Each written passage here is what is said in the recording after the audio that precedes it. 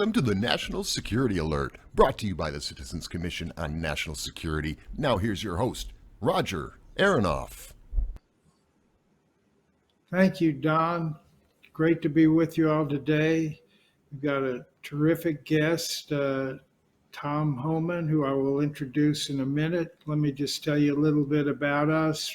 Citizens Commission on National Security, which started out as a Citizens Commission on Benghazi, and after 4 years, we became a separate independent 501c3 Citizens Commission on National Security that includes people like Alan West and Tom McInerney and Claire Lopez.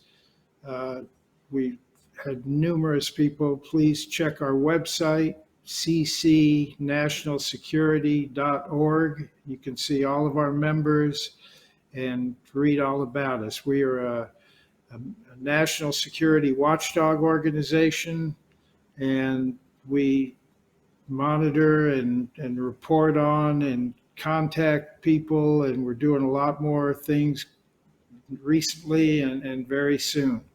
But let me get right to our guest today, and he is Tom Homan. And let me tell you a little about him first. I've got right here. Tom Homan is a 33-year law enforcement veteran and has nearly 30 years of immigration enforcement experience. He served as a police officer in New York, a U.S. Border Patrol agent, and as a special agent with U.S. Immigration and Naturalization Service. He was a police officer in West Carthage, New York, before joining what was then called the Immigration and Naturalization Service in 1984. He was a Border Patrol agent, investigator, and supervisor before being appointed in 2013 by President Barack Obama to Executive Associate Director of Immigration and Customs Enforcement, ICE, which he was with from its beginning in 2003. In 2015, Obama gave him a Presidential Rank Award.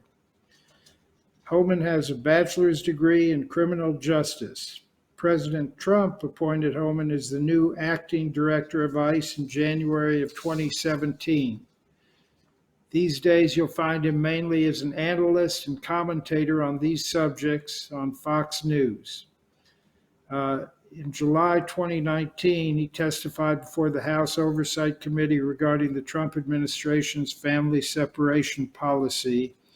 And in 2020, he wrote a book, Defend the Border and Save Lives, which we're going to ask him how people can get a hold of that, and going to find out more about that. Tom, welcome to the National Security Alert. Great to have you here today. I appreciate the invite. So we've got some time today, so I want to do a little deep dive into your background. You were born and raised in West Carthage and served as a police officer there, and it's a town of, at the time, less than 2,000 people. So how did that happen? How did you go from being in that town? I know you got your degree in criminal justice, and then eventually to head one of the largest federal agencies to protect this country. What happened? Amazing trip, right? I went from West Carthage to the West Bank. So I grew up in a small town in West Carthage, population about 2,500, right outside of Fort Drum, New York. So very patriotic community. Fort Drum is a major employer for the area. When I went to college, I always knew I wanted to be a cop. My dad was a judge, a local judge. So I always honored and respected the police. Everybody in my hometown did, because again, it was a very patriotic town, and it was, a very law-abiding community. It wasn't a lot happening there. But when I graduated in college, I took the first shot at police officer there in my local area, the same as my father was and the same as my grandfather was, follow their footsteps, in the same area, same town. And I did that while looking for, I always wanted to be a federal agent, so I ended up taking the test for Border Patrol agent.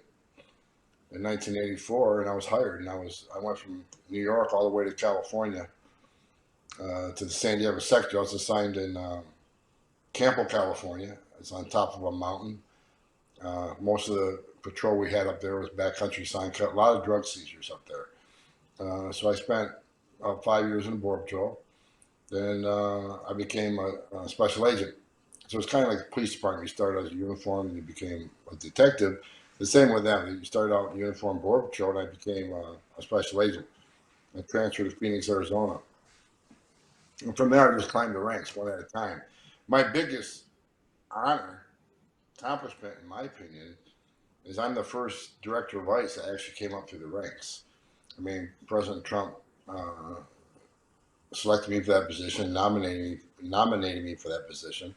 Again, I was the first director that actually came up through the ranks. So the 20,000 men and women that work for me, I never asked them to do a single thing that I didn't do myself as an agent. For us at the Citizens Commission on National Security, what's going on at the border is a definite national security issue. We don't know who the people are coming across the border and what kind of country we're ultimately going to have at the end of this process, this crazy process, if I may say so. But what I think a lot of people are confused about is some of the terminology. We hear about the number of people who are apprehended, arrested, encountered, uh, gotaways, people who were deported, people who were sent back. Can you sort of clarify those differences? Well, a lot of it has to do with this administration. They don't like to use the law enforcement terms, right? They even got a policy now they can't use the term illegal alien, which is ridiculous since it's spelled out in statute.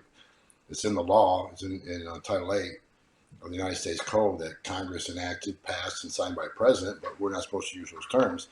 Well, I still use it, and I will use it until they change the law.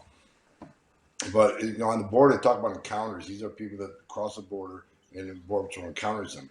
They might not classify them as arrests if they immediately push them back, like they did under Title 42.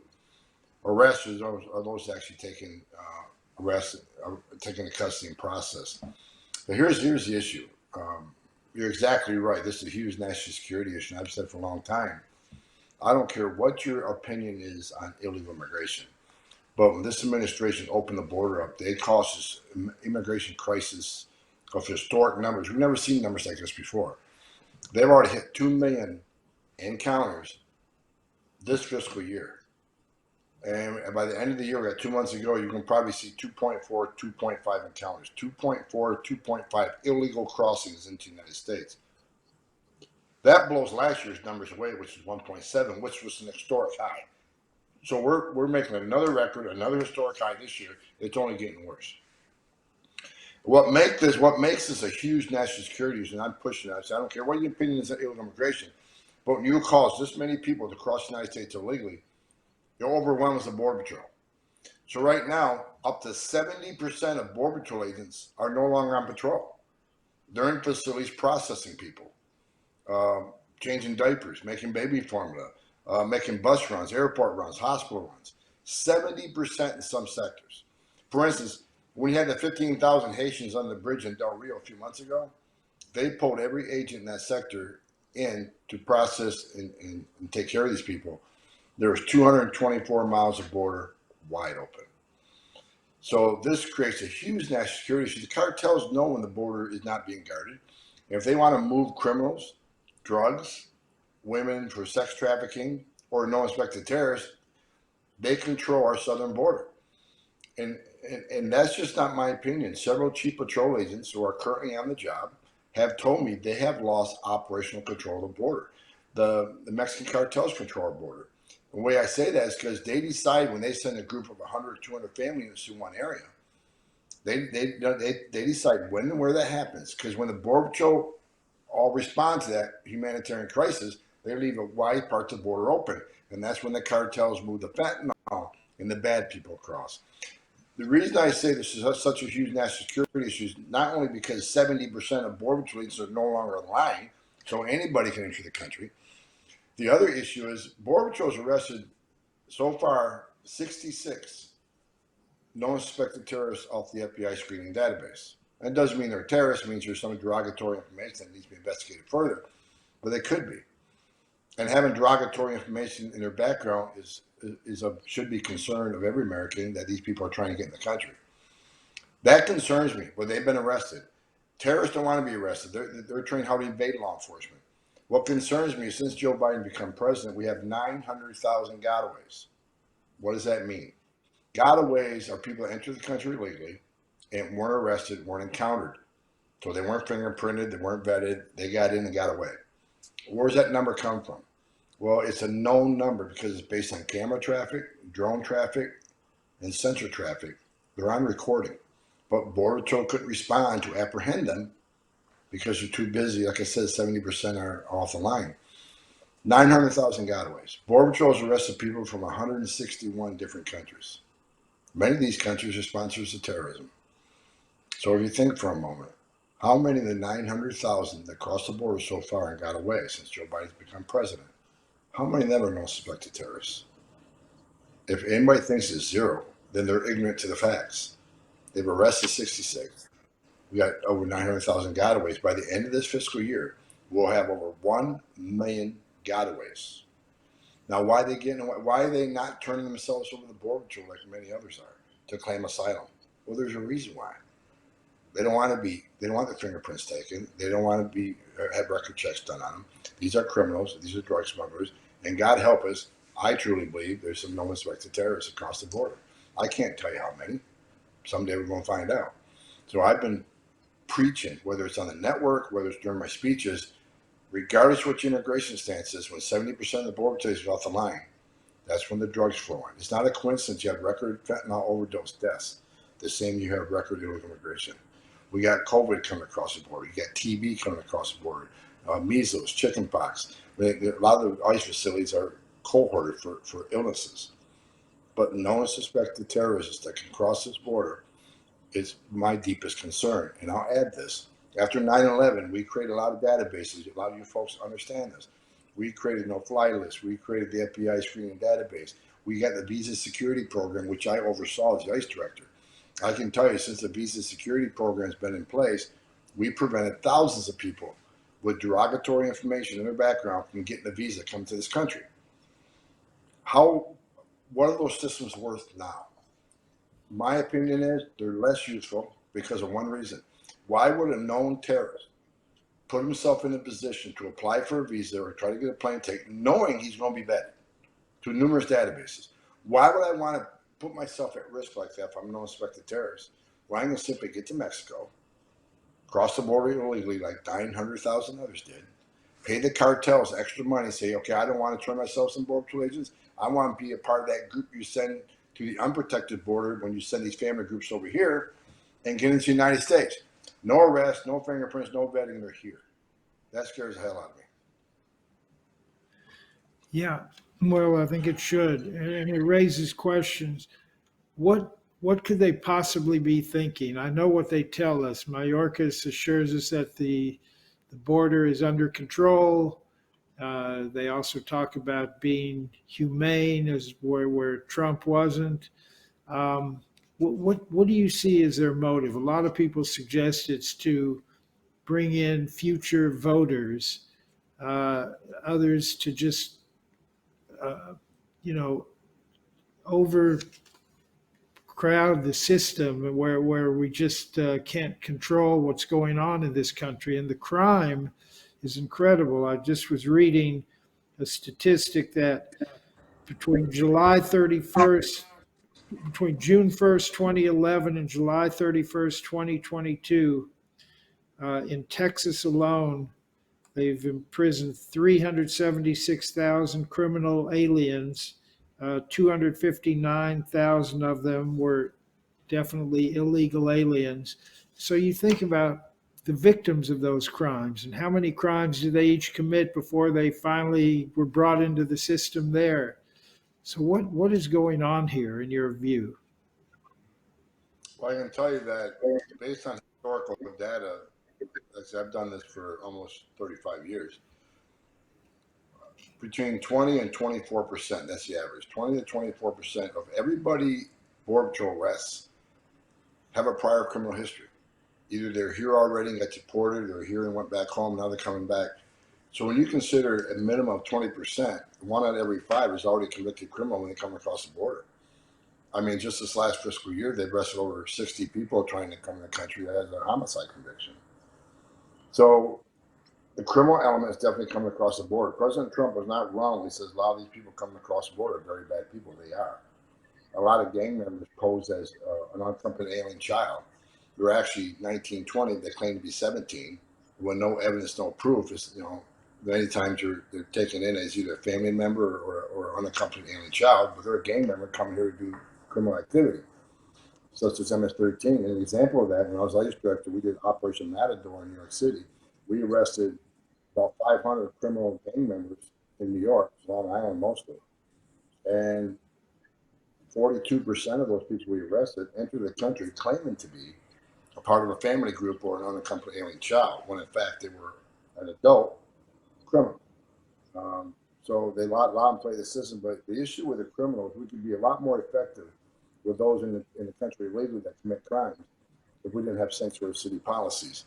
So our largest cities in the country, LA, New York, Chicago, you know, the largest cities in this country are sanctuary jurisdictions. The whole state of California is a sanctuary. The whole state of New York is a sanctuary. So you got these, and the politicians will tell you, and even some sheriffs will say, well, we're a sanctuary because we don't want victims and witnesses of crime be afraid to come to us for help. If they think we're working with ICE and they're in the country illegally, they may not come. That's just a political lie, because ICE doesn't, we don't have interest in a victim witness. We want access to the jail where you put the bad guy. That's what we want to talk to. And I say sanctuary city policy is sanctuary for criminals, because they're going to knowingly release a public safety threat back into the public, which is stupid. Likely to reoffend in the very community he lives, the immigrant community. So sanctuary city policies do not protect the immigrant community. They're going to release the bad guy back into the immigrant community where he reoffends. And I argue the victim and witness of the crime certainly don't want the bad guy back in their neighborhood when they were a victim and witness of that same person. And it causes ICE. ICE has to do their job. So if we can't arrest a bad guy in the jail, we got to go to the community and find him and arrest him. When sometimes we won't find others with them, now they're that to be arrested because they're here in the country legally. So it puts the immigrant community, sanctuary cities, puts the immigrant community at greater risk of crime, puts them at greater risk of ICE arrest. The victim witness certainly don't want the bad guy back in the community. And the immigrant communities, other than, you know, a lot of them being here illegally, you know, many of them are law-abiding after that, and they're working hard, and they're good family people. They don't want pedophiles in the neighborhood either. They don't want someone convicted of DUI 5 times in the neighborhood either. And it puts ICE officers at greater risk. Rather than arresting a bad guy in the safety and security of a jail, now that guy go knock on a door where that person has access to who knows what weapons. And I'll say this finally, for these politicians who claim sanctuary cities protect the immigrant community, go to the immigrant community, have a town hall, and ask them one question. Would you rather have ICE operating in the jail or your neighborhood? People say the jail. That's where the bad guys are at. That's where ICE should have access to. So, and I'll say this, when I was ICE director, I took a lot of hits from the media when I made a claim that politicians who push sanctuary city policies need to be investigated, because in my career, I've arrested a lot of U.S. citizens for aiding and abetting and harboring illegal aliens in their home or place of business. So when a sheriff or a politician knows an illegal alien in this jail, we know he's an illegal alien. So when they took the fingerprints automatically bounce off NCIC, FBI to DHS databases. So we get notified, this person's in this county, and we deport him twice before. So we know he's there. We know he's an illegal alien. So if that sheriff or that politician does not allow us access, is that not harboring? Is that not aiding and abetting? So I told DOJ back in the Trump administration that needs to be investigated. If I can arrest a USC for hiding and harboring somebody in their home, why can't a politician be arrested for harboring an illegal alien in a taxpayer-funded jail when he knows he's there? It's just, it doesn't make sense. That's something I think down the road needs to be investigated and looked at. So what is your opinion of what Texas Governor Abbott is doing, sending these people voluntarily on buses to 2 of the sanctuary cities, Washington, D.C., and New York City, and certainly getting pushback that this is a stunt. I think it's certainly bringing attention to these sanctuary cities that lay out a welcome mat for these people. And but what is the effect of that? And all these getaways, do they mainly go to sanctuary cities? But talk about what's going on with the Texas sending to those two cities. In your question, I think it rose awareness. I think Governor Smart, more people are now talking about the border crisis because a lot of networks aren't talking about it. A lot of Americans don't even know there's an issue because a lot of this media is protecting the president, this administration, from what they've done on the border. But I think what Governor Abbott did is raise awareness, American people, what he's actually calling out the sanctuary cities. You claim this to be sanctuaries for political reasons. You didn't say a word when the Biden administration was flying people in the middle of the night to your area. Didn't say a word for a year and a half. But when the Republican governor does it, you have an issue. So look, what Mayor Adams and the mayor of Washington, D.C., what these mayors need to understand is that they're coming to your city anyway. Because I explained that they're sanctuary cities. Illegal aliens can get there and be protected. Be protected from ICE because the local police departments won't work with them. The local jail system won't work with them. The local probation and parole won't work with them.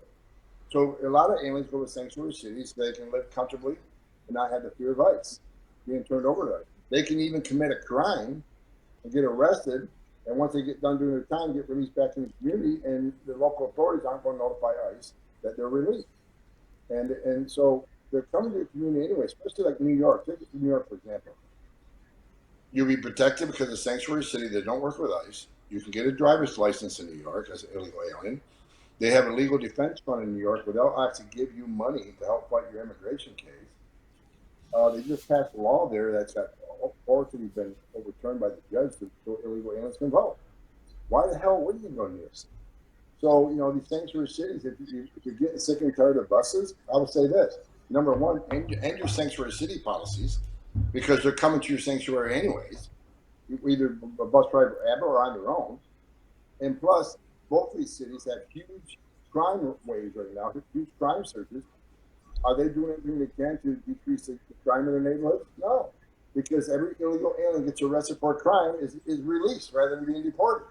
So if you want to address your crime situation, at least give the criminal aliens to ICE. Or here, illegally committed a crime against U.S. citizen, give them to us, and we'll remove from your neighborhood. We'll remove them from the country. If you wanted your crime rate to go down. And finally, if you want the less buses come to your neighborhood, less people come to your neighborhood, call President Biden. Tell him to do his job, secure the border, uphold the oath he took as president. Call Secretary Mayorkas. Tell him uphold the oath he took just to defend this country, protect this country, and protect our sovereignty. That's what needs to be done. I want to show a clip now. Of what they're facing in Texas. Look at this video shot right here in Eagle Pass yesterday. Drone video showing dozens of illegal immigrants crossing the Rio Grande and entering into the state of Texas illegally. Some of them just wading across the river, others using boats. This is something that happens day in, day out, multiple times a day here in the Eagle Pass area as these bigger groups are being encountered more and more often. To that point, take a look at this photo right here. This was one massive single group of 187 illegal immigrants encountered on Sunday by Border Patrol here in Eagle Pass. It was mostly made up of Nicaraguans and Cubans, but Border Patrol says they've been seeing these huge single groups almost every single day, and that is causing huge overcrowding in their border facilities. And this is the result of what happens with that. If we can pull up this video right here. Mass releases into local communities. What you're looking at is video posted by Representative Tony Gonzalez's office yesterday, showing a group of about 300 illegal immigrants being mass released at an NGO right here in Eagle Pass, Texas. Yeah, so I come back to the motive. Why does the Biden administration allow this, want it? What do you think is going on here? What's really behind the open borders that we're experiencing these days? Well, I'd say a couple things. I think a lot of it is ideological beliefs. They believe open borders is good, especially the progressive left. But I also think they feel there's a future political benefit of open borders. I think that for two reasons. Number one, when President Biden signed over 90 executive orders, basically abolishing everything we did up front, he also overturned the census. So now millions of illegal aliens, all these people coming across, will be counted in the next census. As we discussed, many will go to sanctuary cities. When they get counted on the census, they do the math. It's going to result in more seats in the House for the Democrats. So they see a future political benefit having more seats in the House so they can control the House. Second thing, they think they're future Democratic voters. And there's no other reason to unsecure that border. And what they don't understand, but you sell the country's security out. We got 1,217 migrants have died on U.S. soil since Joe Biden became president. 1,200 died on U.S. soil. That is unprecedented. That's not humane. We have over 100,000 Americans dying of fentanyl overdoses. DEA says 95% of the fentanyl is coming across the southwest border because it's wide open, and 70% of border patrols are not on the line. That's not humane. I argue that under the Trump administration, you want to call it inhumane, when illegal immigration was down at a 40-year low, and we had illegal immigration down 83%, how many women weren't being sexually assaulted by the cartels? How many migrants weren't dying on U.S. soil? How many U.S. Americans weren't dying of fentanyl overdoses? President Trump's administration saved lives. I call that humane. President Biden's policy is killing people. So to answer your question, they perceive a future political benefit. There's no other reason than sell this country out, other than for what they see as future political power. So talk more about the cartels and their effective control of the border, both sides of the border, and the crime. One thing, and address the fentanyl, which you just brought up. Why in the world do they cut these drugs with fentanyl, which is deadly? I mean, in other words, why not use talcum powder or something? Is the goal to kill as many Americans as possible? We know over 100,000 died last year, what they call drug overdoses, but really most of those were murders, I would say. What do you think about that, the cartel? I tell you, the cartels, as I said earlier, the cartels control our southern border. That should scare the hell out of everybody. And I had chief patrol agents tell me that. They've said they lost operational control of the southern border. They cannot contain what's coming across. And you can see that right from the video. They don't know how many people are coming across. They don't know where they're coming from, and they can't contain everything, including narcotics. And as I explained earlier, cartels control the border in many ways. They decide who crosses and when they cross. And no one crosses the border without paying off the cartels. Each plaza area of the border, there's a cartel controlling that. Even alien smugglers got to pay the cartels a tax to work through the plazas. And the cartels would direct large groups at a certain time, certain place. Again, to tie the border patrol up in this area, so they move the drugs and bad people through a different area who are paying more money, not to join themselves to the border. The cartels are making a record amount of money right now, more than they've ever made, in alien smuggling, in sex trafficking, and narcotics trafficking. That's why I see so much violence in Mexico right now. Cartels are making more money than ever, and the cartels are fighting each other for control of the plazas. And the plazas with the most traffic, they were being fought over. So, again, massive amounts of money being made by the cartels more than ever. The fentanyl, you're right. Fentanyl, a lot of fentanyl is being put in pills disguised as either pain medication, sleep medication. Some of these college students take it, and they go to bed, they don't wake up. China, all the precursors from fentanyl comes from China. A lot of it's sent to Mexico, and that's where the fentanyl is produced and smuggled in. I truly believe China is trying to destroy this country from the inside out, the very fabric of this country. Look what they've done with COVID, then the fentanyl. And I think China wants to see this country weakened along with other countries. And again, we're not taking a strong chance. This administration isn't taking a strong stance against China, which, again, as an American citizen, concerns me. Yeah. So clearly you're aware of Miranda Devine's books and writing, Peter Schweizer's work. You talk about China and how much money the Biden family has taken from China through these deals, like taking Hunter on Air Force Two and coming back with $1.5 billion investment fund to manage. The other that, over $30 million documented that went to the Biden family. Do you see, does this mean Biden is compromised by communist China? And does this have anything to do with what's going on?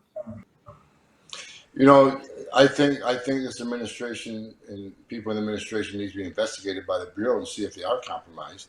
I'm concerned they are, just because of what's going on, and it's unfortunate that this administration, or specifically the FBI, hasn't looked into these connections to China, Russia, and Ukraine.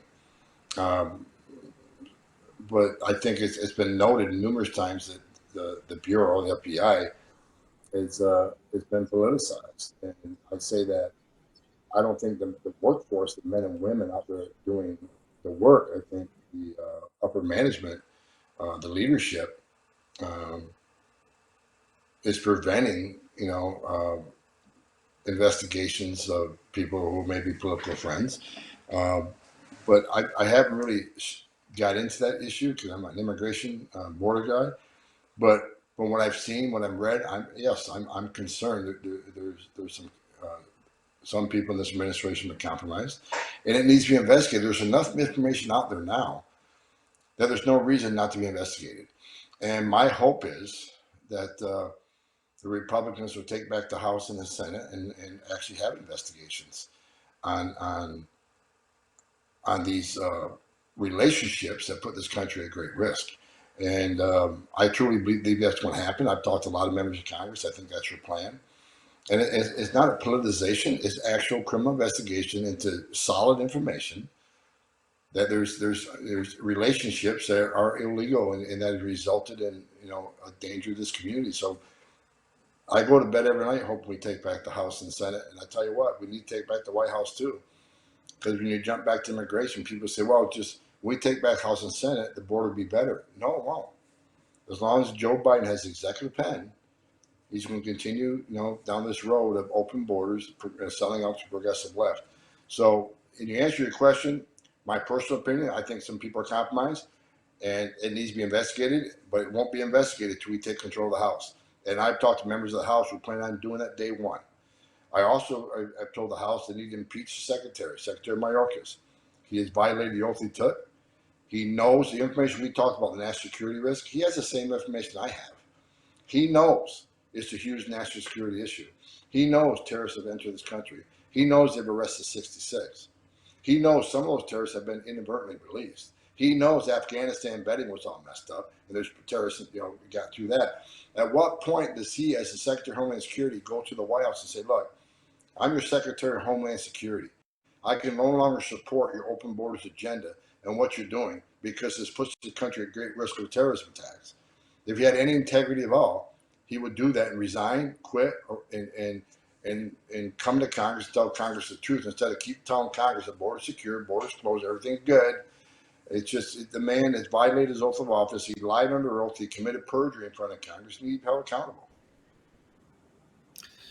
Look, and you come from a unique position in that I think you were maybe the only person appointed to a high-level position to run an agency by both President Obama and President Trump, which I think gives you certain bona fides that most people don't have when you talk politically like this. And so first of all, how do you explain that, having been hired by both of them to run a major federal organization? Well, remember the first 4 years of Obama, he was pretty strong on the border. In FY12, we removed 409,000 people. That's a record for the agency. It wasn't until the administration started getting attacked by the left as being the reporter in chief and other things that all of a sudden they did a complete 180. The last 4 years under the administration, it was miserable. They locked us down. Not as much as it's locked down now, but Obama first came in office. Look, here's what I'll say. Every president I've worked for, starting with Ronald Reagan, every president I worked for campaigned on securing the border. And after they became president, they all took certain steps to enforce border security and immigration enforcement. Some did more than others. Even Clinton Obama did some things. And you can go back to speeches Clinton Obama gave about the importance of border security and immigration enforcement. But Joe Biden is the first president in history of this nation who came into office and unsecured the border. Purposely unsecured the most secure border we ever had and caused this chaos. We went from the most secure border in my lifetime to historic illegal immigration that's created such a huge national security crisis. So, the president needs to be impeached. I think what he did is almost treasonous to this country on just concerning the border and who's coming across, thousands that we don't know about. It's an invasion. And we had Attorney General from Arizona give a legal analysis. It's an invasion. So now you got states talking about, Article 1 and actually enforcing immigration laws themselves, because the guarantee clause, the federal government has failed to protect them and enforce the laws. They abdicated that responsibility. But under Obama, I'll say Obama gave me the Presidential Rank Award. It's hanging over there. It's the highest award a civilian can have in the federal government. Because I did my job, I did it well. And I said 409,000 removals. In 3 years, I ran enforced removal operation under Obama. I oversaw the removal of 1 million illegal aliens. And I got an award for it. And all of a sudden, they did a complete 180 and shut us down. Under President Trump, he gave me the National Security Medal just before he retired, just before he left office. Because of the work I tried to do with him, and we did. We worked very hard to secure the border, most secure border we ever had. Again, 40-year low. Illegal immigration down 83%. We saved a lot of lives. We secured the border. We didn't have catch and release. People came across the border, they held accountable. If we held them in facilities, or we immediately deported them, and the ones we held, we made them see a judge. Most of them lost their case. We sent them home. We enforced the law. This administration is not only ignoring the law, they're violating the law. I've signed more affidavits suing President Biden than I did as an agent with ICE. I've signed affidavits for Florida, Arizona, and Texas. I actually stood on a stand for 4 hours in federal court in Texas, testifying against the Biden's administration's ICE enforcement priorities. And we won. And the judge says you must get rid of the new priorities. They don't make sense. ICE needs to go back to enforcing the laws written by Congress. Of course, the administration immediately appealed. Now oral argument is going to be in December. This administration is lawless. And even when they lose the case in front of a federal judges get rid of the priorities, and they're supposed to be doing that up until December to get the oral arguments. But they're not. They're blowing the federal court off, just like they blew the federal court off in Remain in Mexico. They're supposed to put the Remain in Mexico program at full tilt. They did that 20%, and they don't care. At some point, the secretary needs to be called in front of the federal court and held in contempt. But this administration is lawless. Even when the federal court orders them to do something, they're not doing it. So it's really frustrating as a man that took great pride in securing the border at the high level to see it intentionally destroyed, which has caused so many deaths, which has caused cartels to make billions. It's heart-wrenching. Yeah, you mentioned Remain in Mexico and how that was such an effective tool that the Trump administration put in, that they fight like hell to get rid of that. And then Title 42 is another one that's kind of a curiosity. First of all, as I understand it, it doesn't apply to certain countries.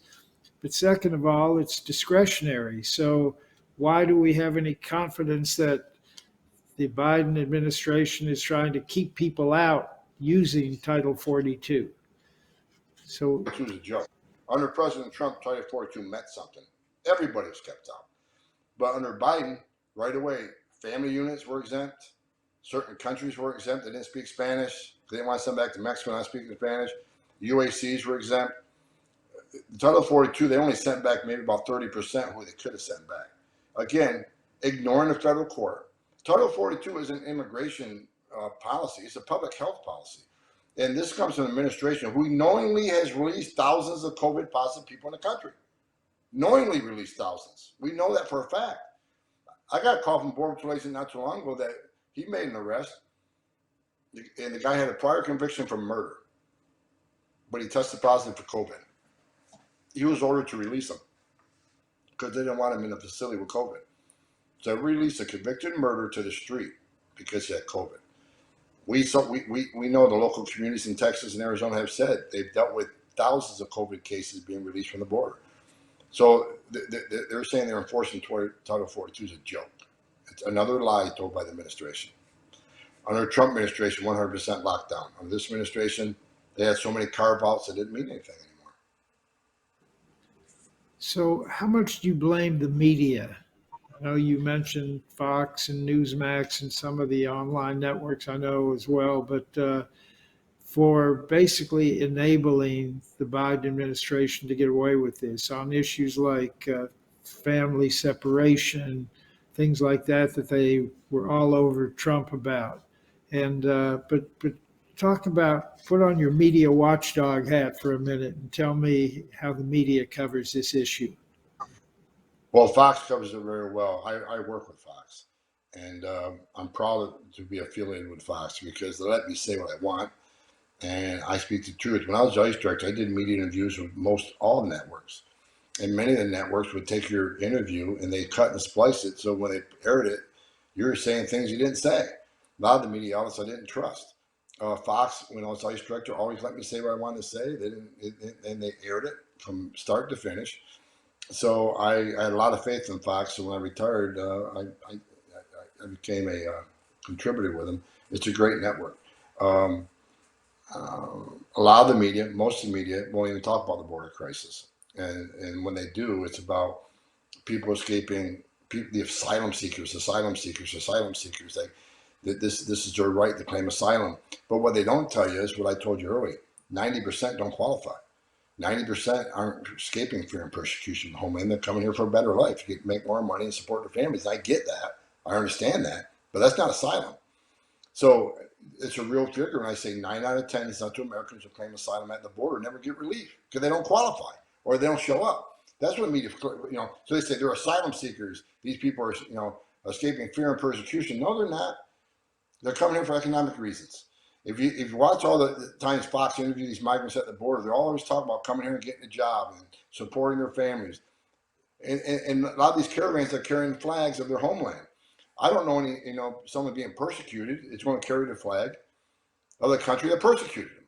So it's all, fake news, and you mentioned the family separation. I was involved with that. It's called zero tolerance. And you got all these progressives raising hell about it. Well, I'll tell you this: since Biden became president, you've had over 200,000 family separations, close to 300,000 separations, because his policies. Families are separating themselves, putting their child in the arms of the criminal cartel to be illegally smuggled into the United States. And you told me that's good? No one's talking about those family separations. Then they talk about the 2,500 family separations under the Trump administration. Here you got several 100,000 separations. No one's talking about that. And the same people that cry about, family separations have no problem separating a child from a woman and killing it. They're okay with that.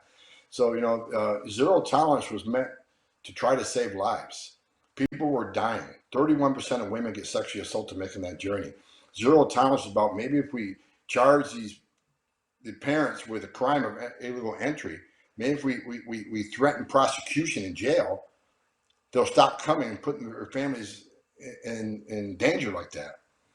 It was an attempt to save lives and secure the border. That wasn't meant as a punishment, but I'm in litigation about that now. I've been sued 4 or 5 times. They're still pending. And matter of fact, I'm going to give an affidavit tomorrow. So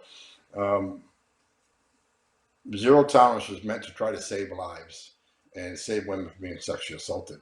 And to this day, with open borders, more women being sexually assaulted than ever, more women are being sexually trafficked than ever. More children are dying there. I just told you, 1,217 migrants have died in U.S. soil. Have you heard a word about it? No one's talking about it. But when 2 children died under the Trump administration, Border Patrol had 2 children that died, you had members of Congress, AOC, Congressman Castro from Austin, Texas. They come screaming down there about the mistreatment of these aliens. Border Patrol did everything they could to save these 2 children. They were in bad shape when they found them. But right away, it was the Trump policies, inhumane, you're killing children. They came down for 2. We got 1,200, over 1,200. You don't hear a damn word. Where's the AOC now? Oh yeah, and that's your media watchdog too, hat, because we don't hear about that. So So let me wrap this up with you telling us about your book, Defend the Border and Save Lives.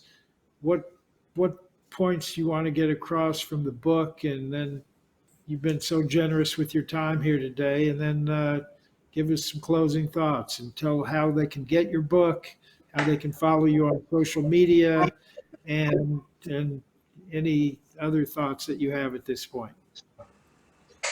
Well, they can go to, there's a website, tomhomanspeaks.com. There's a link, and that was set up with the publisher and my company. So you can go to tomhomanspeaks.com or just simply go to Amazon.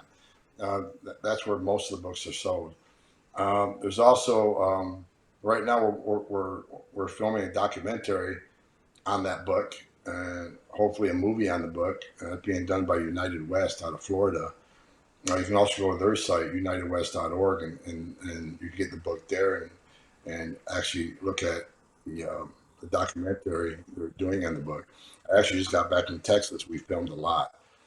I was in Brooks County in Texas. They got one sheriff and 4 deputies. I was with them for 2 hours. No, excuse me. I was there with them for 4 hours. And in 4 hours, we recovered 2 dead bodies. Talking about 1,200 dead bodies. We recovered 2 in 4 hours. So it's a terrible what's going on. I wrote the book for one reason. When I was ICE director, half the country hated me because I was a Nazi, I was a racist, because I enforced immigration laws. Even members of Congress, attacked me as a racist and bigot. And I wrote the book for one reason, to educate the American people that illegal immigration is not a victimless crime. If they saw what I saw in my 35 years, they'd understand the importance of enforcing immigration law. I talk about members of Congress who, attack me during hearings. If I'm a racist for enforcing immigration law, what's that make you, Congressman? You wrote the law. I'm just enforcing what you wrote. I'm just enforcing what you told me to enforce based on congressional mandates. But in front of the cameras, I'm the bad guy and you're innocent. We have to enforce immigration law. This book's about the underbelly, the ugly underbelly of illegal immigration, what the cartels do to women, what the cartels do to children, how many people are dying, how the cartels are making billions of dollars, same cartels that murdered U.S. agents. And I talk about many examples of tragedies I was personally involved with. I was actually flown to a crime scene. I was in Dallas, Texas. I was flown on an Air Marine flight down to Victoria, Texas. I just told you I grew up in a town of 2,500. Here I stand in back of a tractor trailer with 19 dead migrants at my feet, including a 5-year-old boy, all suffocated to death, baked to death in a steel box tractor trailer. And I was a lead investigator in that scene. And I talk about that and how that affected my stance on illegal immigration. Illegal immigration is not a victimless crime. People are dying. Drugs are coming across because of the illegal alien crisis. So I try to explain in the book why it's important that we enforce immigration law. So maybe people would understand me better and understand the men and women of the Border Patrol better and understand the men and women of ICE better. The men and women of the Border Patrol and ICE, they're patriots. They're the finest 1% this country has. People want to call them racist because they enforce immigration law. If you read this book, you understand why it's important to enforce immigration law, because it's not just about immigration. It's about public health, public safety, and national security. So we need to enforce those laws. I want to thank you for spending this time with us. You're a national hero, in my opinion, and the work you've done for this country and the fact that what you continue to do to talk about it really, as a former acting ICE director, and you're in such a unique position to understand and know all these issues so well. And I hope people will buy the book, watch this podcast, and I just want to thank you so much again for your service and for being with us today on the National Security Alert. Tom Homan, Well, thank you. I appreciate that, but I don't use the term former much because the right guy comes back in 2024. I'm back, and we're going to fix this. What's going on? Again, this time we'll stay. Okay. Never say never. Thank you. Never say never. All right. Will do. Thank you so much. He comes back, I come back. All right. Thank you, sir. I expect that's true. Thank you. All right, folks. I hope you got as much out of this as I did. He's an incredible resource for this country, and what a life he's led. And we're going to wrap it up. We'll be back next week with another episode, another edition of the National Security Alert from the Citizens Commission on National Security. Till then, have a great week, and thank you so much.